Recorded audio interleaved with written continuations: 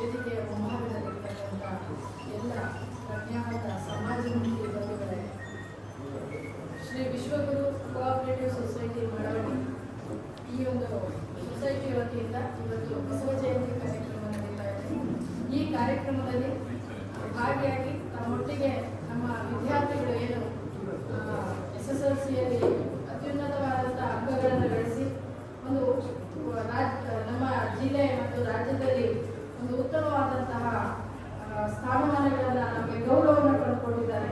ಅಂಥವರಿಗೆ ಸನ್ಮಾನ ಮಾಡುವಂತಹ ಕಾರ್ಯಕ್ರಮದಲ್ಲಿ ಭಾಗಿಯಾಗೋದಕ್ಕೆ ನಮಗೆ ಅವಕಾಶವನ್ನು ಕೊಟ್ಟಿದ್ದೇನೆ, ಅದಕ್ಕೆ ಧನ್ಯವಾದಗಳು. ಬಸವಣ್ಣನವರ ಬಗ್ಗೆ ಶ್ರೀ ವಚನ ಕುಮಾರಸ್ವಾಮಿ ಅವರು ಅತ್ಯುತ್ತಮವಾದಂತಹ ಭಾಷಣವನ್ನು ಮಾಡಿದ್ದಾರೆ. ನಾನು ಸೈನ್ಸ್ ಸ್ಟೂಡೆಂಟ್ ಆಗಿರೋದ್ರಿಂದ ಅಷ್ಟೊಂದು ಬಸವಣ್ಣನವರ ವಚನಗಳನ್ನು ಅಧ್ಯಯನ ಮಾಡುವಂಥ ಅವಕಾಶ ಸಿಕ್ಕಿರಲಿಲ್ಲ. ಇವತ್ತು ಸಾಕಷ್ಟು ವಚನಗಳು ನಮಗೂ ಒಂದು ರೀತಿ ಕೇಳಿ ಕಲಿಯೋದಕ್ಕೆ ಅವಕಾಶ ಸಿಕ್ತು ಅಂತ ನಾನು ಭಾವಿಸ್ತೀನಿ. ನನಗೆ ಒಂದೇ ಬಸವಣ್ಣನವರ 12ನೇ ಶತಮಾನದಲ್ಲಿ ಕೆಲವು ಸಾಕಷ್ಟು ಅನಿಷ್ಟ ಪದ್ಧತಿಗಳಿತ್ತು. ಅವುಗಳನ್ನು ಹೊರತೋಡಿಸಿ ಜಾತ್ಯತೀತತೆಯನ್ನ ಜನರಲ್ಲಿ ಕ್ರಾಂತಿಯ ಮೂಲಕ ಹುಟ್ಟುಹಾಕಿದಂತಹ ಮಹಾನ್ ವ್ಯಕ್ತಿ, ಮಹಾನ್ ಗುರು. ಇವತ್ತಿಗೂ ನಮಗೆ ಕಾಯಕವೇ ಕೈಲಾಸ ಅಂತಕ್ಕಂತಹ ಅವರ ಒಂದು ನುಡಿಮುತ್ತು ಏನಿದೆ ಅದನ್ನ ಅನುಸರಿಸುವುದರಲ್ಲಿ ನಾನು ನನ್ನ ಕೆಲಸವನ್ನು ನಾನು ಮಾಡ್ಕೊಂಡು ಬರ್ತಾ ಇದ್ದೀನಿ. ಅವರ ಪಾಲನೆ ಮಾಡೋದ್ರ ಮೂಲಕ ಬಸವತತ್ವವನ್ನು ನಾನು ಪಾಲಿಸ್ತಾ ಇದ್ದೀನಿ ಅಂತಕ್ಕಂಥದ್ದು ನನಗೆ ಹೆಮ್ಮೆ ಕೂಡ ಇದೆ.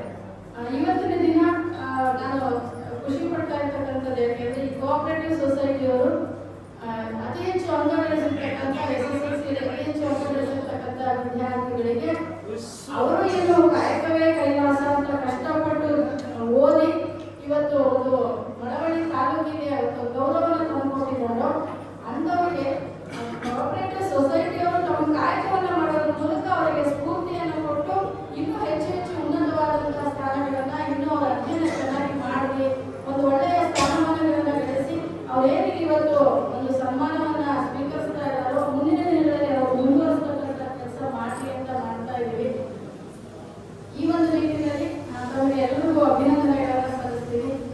ನಮ್ಮ ಒಂದು ತಾಲೂಕಿನಲ್ಲಿ 3126 ವಿದ್ಯಾರ್ಥಿಗಳು ಪರೀಕ್ಷಾ ಪತ್ರಿಕೆ ಸಲ್ಲಿಸಿ ಅದರಲ್ಲಿ 938 ವಿದ್ಯಾರ್ಥಿಗಳು ಉತ್ತೀರ್ಣರಾಗಿದ್ದಾರೆ.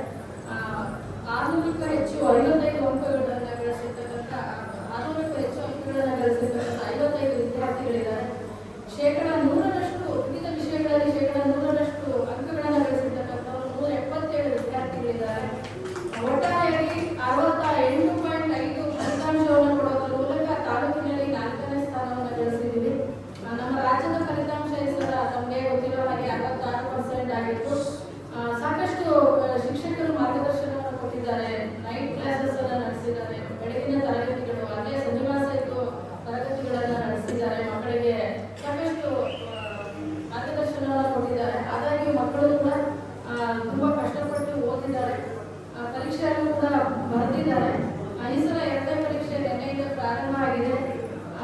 ಆ ಪರೀಕ್ಷೆಗೂ ಕೂಡ ನಾವು ತರಬೇತಿಯನ್ನು ತಾಲೂಕು ಹಂತದಲ್ಲಿ ಆ ವಿದ್ಯಾರ್ಥಿಗಳನ್ನ ಕೇಂದ್ರಗಳನ್ನಾಗಿ ಮಾಡಿಕೊಂಡು MDRS ಬ್ಯಾಲ್ಗಟ್ಟಿ ಮತ್ತು ಇಲ್ಲಿ ಬಾಯ್ಸ್ವಾಮ್ ಇಲ್ಲಿ ಕೇಂದ್ರಗಳನ್ನಾಗಿ ಮಾಡಿಕೊಂಡು ಮನೆ ಶಾಸಕರು ಕೂಡ ಅದಕ್ಕೆ ಸಾಕಷ್ಟು ಸಪೋರ್ಟ್ ಅನ್ನು ಮಾಡಿದ್ದಾರೆ. ಎಲ್ಲ ಮುಖ್ಯ ಶಿಕ್ಷಕರು ಎಲ್ಲರೂ ಸಪೋರ್ಟ್ ಅನ್ನು ಮಾಡಿ ಅವರಿಗೆ ಒಂದು 10 ದಿನಗಳ ಸನ್ನಿವಾಸ ತರಬೇತಿಯನ್ನು ಮಾಡಿ ಇವತ್ತು ಪರೀಕ್ಷೆ ಬರೀತಾ ಇದ್ದಾರೆ.